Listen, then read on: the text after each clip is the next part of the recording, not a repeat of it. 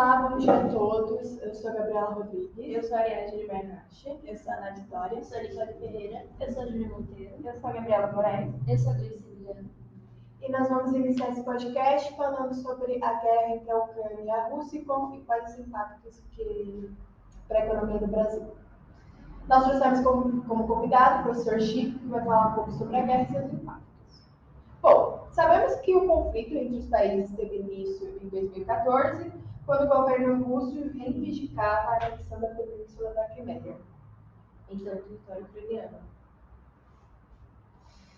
Apesar da identificação étnica da região com a Rússia, o governo de Kiev não reconheceu o referendo em que a população escolheu pela anexão do local ao território russo. Já em 2022, o atual ano, a Rússia cobra que a Ucrânia reconheça a autonomia dos países de Luhansk e Donetsk, que estão no leste do país e reivindicam a sua independência. Bom, a gente queria saber, professor, qual o principal impacto para a indústria brasileira com essa guerra? Bom dia a todos. Bom dia. Muito obrigado aí pelo convite. Hoje nós vivemos num mundo globalizado. Qualquer coisa que aconteça em qualquer lugar do mundo vai interferir na economia do mundo inteiro. Especificamente, Ucrânia e Rússia são parceiros comerciais do Brasil, né? Principalmente em questão de commodities. Tá? A Rússia e a Ucrânia, elas vendem e compram commodities no Brasil. A grande questão é, por conta da guerra, o que acontece? A Rússia é um grande produtor de petróleo e gás. E a Ucrânia também é um grande produtor, principalmente de gás. E esse petróleo e gás é distribuído para a Europa inteira, né? Acontece que o petróleo, o gás, ele é uma commodity internacional. Em outras palavras, quando diminui a produção, aumenta o preço dessa commodity e acaba afetando todo o mundo. Mesmo o Brasil não usando petróleo russo, não usando gás natural nem russo nem ucraniano, nós sofremos o quê? Com o aumento do barril de petróleo por conta dessa escassez. Quando aumenta o barril de petróleo, todos os países vão pagar mais caro por isso. E aí você começa a ter um problema sério, que é a inflação, que é o aumento exagerado dos preços, que a gente está vivendo no Brasil hoje. Uma inflação que já era grande, ficou maior ainda por conta da guerra. Então, diretamente interfere no Brasil, como interfere no mundo todo. Agora, o que o Brasil compra e o que o Brasil vende, né? Gente, as nossas exportações, tanto para a Rússia quanto para a Ucrânia, as dificuldades são por conta justamente desses países estarem em guerra. Tá? Agora, a importação aí muda de figura, né? A importação, o que nós importamos da Rússia e da Ucrânia? Fertilizantes, né? E quando a gente fala essa palavra fertilizantes, a gente está falando diretamente do quê? Agronegócio. E quando a gente tem a nossa maior renda, né, nosso maior PIB hoje é baseado no agronegócio, quer dizer, quando esse agronegócio sofre qualquer tipo de impacto, esse impacto vai se proliferar para a economia como um todo. Tá? Então, o grande problema hoje é justamente essa questão dos fertilizantes que a gente compra e até mesmo da questão do petróleo. Né? Vocês sabem que o Brasil ele é autossuficiente em petróleo, né? A Petrobras é a nossa grande empresa, mas os preços que nós praticamos são preços internacionais. Né? Há muitos anos o Brasil não tem mais o que a gente chama de reserva de mercado para o mercado interno, né? Onde a parte da Petrobras que é brasileira, ela subsidiava o petróleo aqui para o Brasil. Infelizmente isso acabou, por isso que a gente paga hoje o nosso petróleo, nosso combustível em dólar, além do que a gente é obrigado a importar combustível. Embora a gente tenha petróleo para exportar, a gente importa combustível porque nós não investimos nas refinarias. O que a gente refina no Brasil é insuficiente para que a gente possa ter também para atender as nossas necessidades. Eu estava pesquisando e o preço do petróleo, quando a guerra começou, estava $105. E não falava quanto que era antes. Sabe mais ou menos quanto que era? Chegava a $80. Então, gente, de 80 para 105 é um salto muito grande. E fora desse período chegou a $50 o barril. Quer dizer, então quase que dobrou. Né? Gente, é lei da oferta e da procura. Né? Se alguém deixou de produzir petróleo, alguém vai ter que vender mais petróleo para suprir aquela necessidade. Quem tiver que vender mais, o que ele vai fazer? Ele vai aumentar o preço, porque ele, vamos dizer, ele está com o mercado na mão. Tá? Claro que o mercado também tem um limite para isso, né? Mas esse limite ainda está um pouco distante. Por isso que a gente tem sofrido tanto com essa questão da inflação. E isso, gente, tem uma consequência futura. Porque para controlar a inflação, o que a gente tem que fazer? Aumentar a taxa de juros. E se eu aumento a taxa de juros, eu praticamente freio o crescimento do país a médio e longo prazo. Então, as consequências são principalmente na questão econômica. Bem, o senhor acha que esse cenário pode levar a um aumento maior das taxas de juros básicas do Brasil? Gente, a taxa de juros básica do Brasil, ela depende exclusivamente do quê? Da inflação. Né? Cada país aumenta sua taxa de juros por causa da inflação. Existe uma espiral inflacionária mundial, a ponto do Banco Central Americano, tá? Pela primeira vez em 40 anos, aumentar a taxa de juros. Veja bem, 40 anos sem mexer nessa taxa de juros, agora eles aumentaram. Por quê? Porque a economia mundial surgiu a inflação, uma inflação mundial.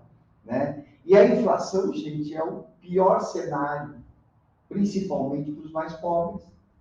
Né? Porque o preço do óleo, ele se inflaciona, mas compra óleo quem é da classe média, quem é da classe rica, quem é da classe pobre. E eles pagam o mesmo valor. Então, por isso que a inflação atinge tanto as pessoas mais pobres. Né? Porque ele tem um valor menor para sobreviver e ele paga mais caro nos produtos. E isso está acontecendo no mundo todo. A questão da inflação não é só no Brasil. A inflação do Brasil fica mais complicada porque, acompanhado da inflação, você tem o desemprego. Né? E inflação e desemprego, aí sim você tem o que a gente chama de convulsão social. Né? Porque se você tem uma inflação, mas você tem uma empregabilidade controlada, você consegue fazer a economia girar. Agora, inflação e desemprego, aí você tem confusão social. Aí gera fome, a miséria, né, que a gente tem visto aí, que aumentou muito no Brasil nesses últimos anos. Bom, sabemos que com essa guerra os preços dos produtos industriais têm aumentado. Então, professor, eu te pergunto se esse conflito hoje, se cessasse hoje, esses preços poderiam diminuir rapidamente ou não mudaria muita coisa? Bom, veja bem, o que controla esses preços é o mercado. Né? Claro, se o mercado continuar comprador desses produtos, o que não é o caso, o preço vai continuar alto, porque o que o empresário quer? Ganhar cada vez mais. Se eu puder vender mais caro e ganhar um pouco mais, por que não? Porém, a tendência é que, terminando a guerra, claro, não de imediato, não é passe de mágica, a guerra termina hoje, amanhã os preços não é nada disso. Terminando a guerra, num curto prazo, né, poderíamos dizer aí 10 dias, 15 dias, a inflação mundial começa a ser equilibrada. E aí, é claro, a tendência dos preços é baixar, uma vez que vai diminuir o teu custo de produção.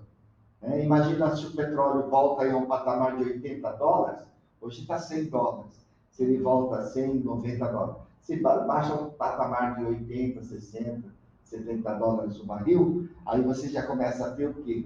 Começa a ter um custo menor de produção. Tendo um custo menor de produção, você pode baixar o preço para poder começar a vender mais, tendo a mesma porcentagem de lucro. E aí, é claro, isso tudo, mas isso não é um efeito instantâneo, é um efeito a médio e longo prazo.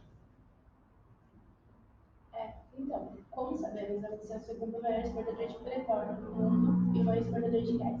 Caso a guerra se prolongue por mais tempo, o Brasil pode fazer o que o Brasil pode fazer para remediar os impactos da sua economia? Bom, como eu falei para vocês, o Brasil não depende diretamente do petróleo, né, da Ucrânia ou da Rússia. Por quê? Porque nós somos autossuficientes em petróleo. O problema é que, prolongado essa guerra, a Europa, por exemplo, ela depende do gás e depende do petróleo russo e ucraniano, entendeu? E é claro, a OPEP, né, a Organização dos Países Exportadores de Petróleo, né, do Oriente Médio, que tem todos os grandes exportadores, vão valorizar o seu produto. Afinal de contas, a Rússia não pode fornecer. A Ucrânia também não, porque estão em guerra.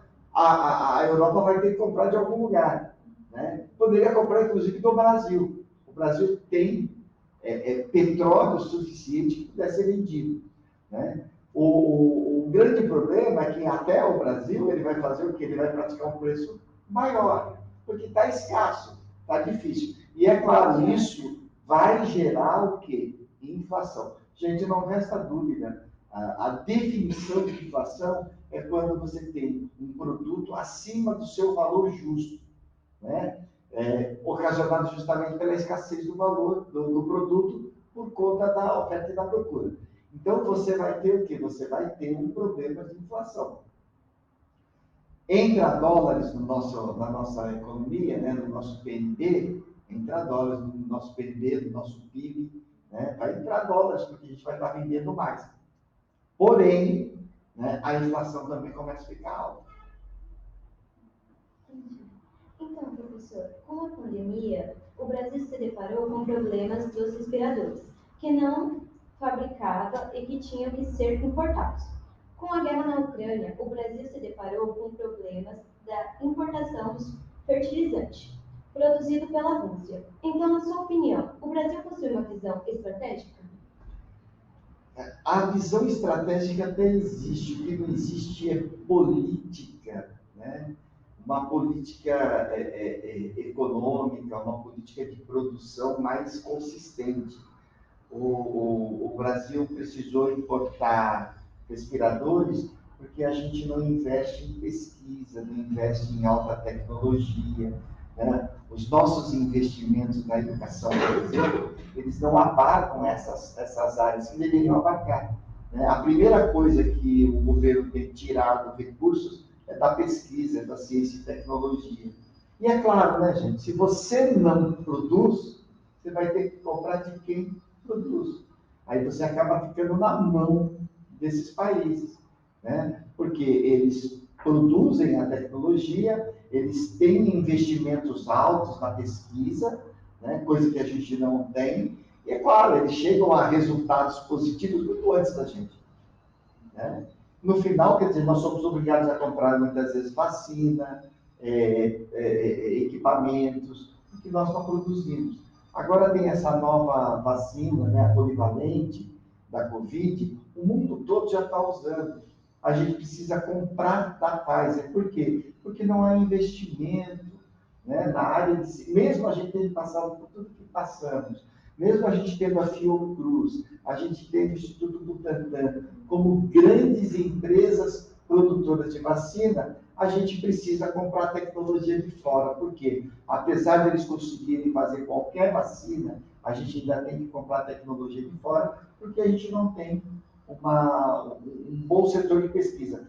Quando eu falo um bom setor de pesquisa, gente, eu digo assim, a gente não tem valorização para os centros de pesquisa. Nós temos bons centros de pesquisa, que se fossem valorizados, nós conseguiríamos produzir muita coisa, né? Mas, infelizmente, começa com a própria bolsa de pesquisa, que é ridícula, e com a falta de investimento nas universidades, vindo e mexe, o governo anuncia que vai cortar dinheiro da universidade, vai cortar dinheiro da pesquisa, da ciência e tecnologia. Gente, cada vez que se tira dinheiro da ciência e tecnologia, da pesquisa, você vai aumentar a tua despesa com compra de tecnologia de fora. E muitas vezes, quem desenvolve essa tecnologia lá fora é o pesquisador brasileiro, que não tinha apoio para desenvolver aqui dentro, e leva a sua pesquisa para fora. E depois nós somos obrigados a pagar mais caro, pagar em dólar, por essa pesquisa que foi feita lá fora. Mas que começou aqui dentro. O real, ele já era desvalorizado. Agora, com a guerra, você acha que ele vai se valorizar mais? Ou...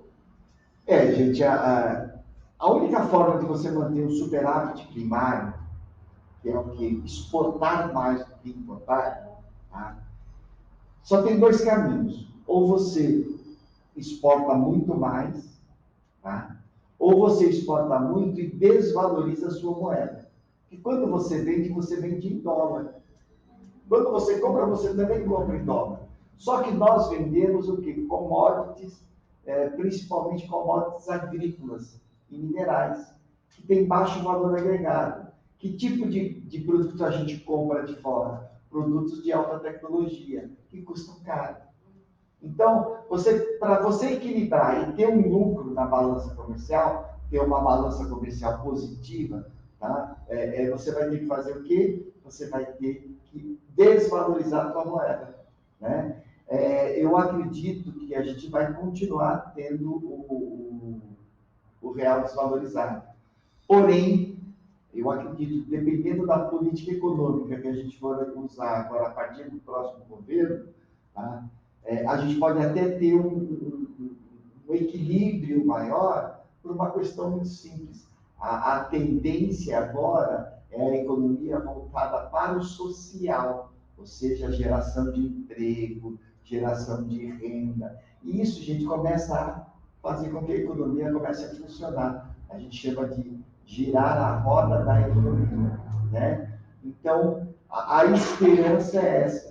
O Brasil já passou por espirais inflacionárias muito piores do que a gente está passando hoje, tá? Mas muito piores mesmo, tá? Apesar de todos os pesares, a gente tem ainda uma inflação dentro de um patamar que a gente consegue reduzir, tá? Agora, é claro, vai ser preciso controlar os gastos públicos, a gente precisa ter uma política econômica mais adequada às nossas realidades, mas a gente sempre diz o seguinte: isso não pode ser às custas das pessoas mais carentes, das pessoas que já ganham pouco. Você não pode equilibrar a conta do país, tá? Deixando pessoas na miséria, passando fome, passando necessidade. Tá? Então, eu acho que, pelas indicações do novo governo, o que eu vejo é assim: o mercado vai ficar nervoso, porque o mercado vive de especulação, né? Mas a partir da hora que o emprego está sendo gerado, que as pessoas estão comprando, que as pessoas estão trabalhando, o próprio mercado vai se equilibrar. Claro que não vai ser no dia 1º de janeiro, né? Isso vai depender de um tempo, porque a gente está vindo numa inspiração inflacionária de 4 anos. Há 4 anos a inflação só sobe. Então você não consegue acabar com uma inflação de 4 anos em 2, 3 meses, ou em 1 mês, ou em 2 meses. Vai ser preciso aí, que a gente chama sempre de 100 anos, 100 dias de governo, tá? Os primeiros 100 dias de governo, que são aproximadamente 3 meses, 3 meses e meio, para a gente poder entender como é que o mercado vai se comportar, né? Uma coisa a gente já tem de bom, né? A credibilidade do Brasil lá fora aumentou, né? Países como a Noruega, países que têm dinheiro para investir no Brasil, já direcionaram que os investimentos voltarão, né? E se a gente não precisar gastar, por exemplo, com a Amazônia, gente, sobra dinheiro para a gente gastar com outras coisas, né? Se a gente tiver apoio, e hoje a economia do clima é muito forte, né? Se a gente tiver esse apoio, olha, então eu não tenho que me preocupar com a Amazônia, com o Cerrado, com os biomas brasileiros, que que isso vai vir investimento de fora. Esse dinheiro que eu teria que investir nisso, o que eu vou fazer? Eu vou poder investir na educação, na saúde e tudo mais. Tá? Bom, chegamos ao fim do nosso podcast. Muito obrigada por ter aceitado o convite. E é isso. Bom, eu que agradeço. Espero ter colaborado, né, com o conhecimento de vocês sobre um pouco sobre a economia, um pouco sobre os efeitos, né, que a economia traz em qualquer situação. A inflação da Argentina impacta diretamente no Brasil. Qualquer problema no Congo vai impactar diretamente no Brasil. Então, quer dizer, hoje nós somos uma economia global. Qualquer coisa que aconteça em qualquer lugar do mundo impacta em todo o mundo. Tá? E a gente não pode esquecer também da importância do Brasil no mundo na questão econômica. E hoje nós temos talvez o melhor produto do planeta, que é a questão da questão ambiental. O nosso capital ambiental é muito grande. Né? Então, nós temos hoje a maior floresta equatorial do planeta, a gente tem a maior quantidade de água do mundo. Então, veja bem, gente, nós, muitas vezes isso foi tratado como um problema, na realidade, hoje a gente vai ver que o nosso capital ambiental é a solução para os nossos problemas. Se eles quiserem ter água, eles vão ter que nos ajudar a preservar. Se eles quiserem ter ar, eles também vão ter que investir no Brasil. Se eles quiserem ter uma temperatura adequada, como agora a COP27 determinou, né, eles também vão ter que investir no Brasil. Então, o Brasil não precisa de favor de ninguém. Ele tem o que é de mais importante para o mundo.